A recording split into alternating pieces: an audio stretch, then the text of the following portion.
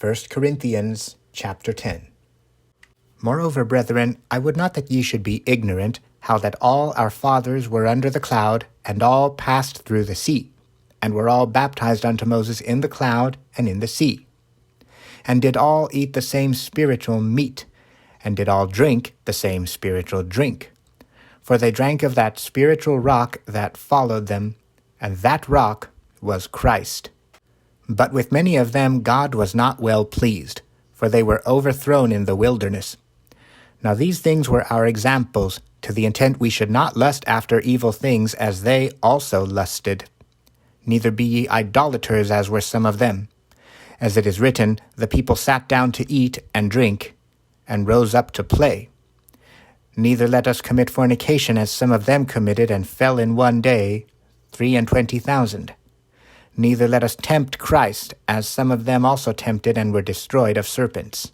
Neither murmur ye, as some of them also murmured, and were destroyed of the destroyer. Now all these things happened unto them for examples, and they are written for our admonition, upon whom the ends of the world are come. Wherefore let him that thinketh he standeth take heed lest he fall. There hath no temptation taken you, but such as is common to man. But God is faithful, who will not suffer you to be tempted above that ye are able, but will with the temptation also make a way to escape, that ye may be able to bear it. Wherefore, my dearly beloved, flee from idolatry. I speak as to wise men, judge ye what I say. The cup of blessing which we bless, is it not the communion of the blood of Christ?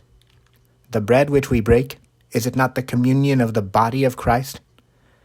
For we being many are one bread and one body, for we are all partakers of that one bread. Behold, Israel after the flesh, are not they which eat of the sacrifices partakers of the altar? What say I then?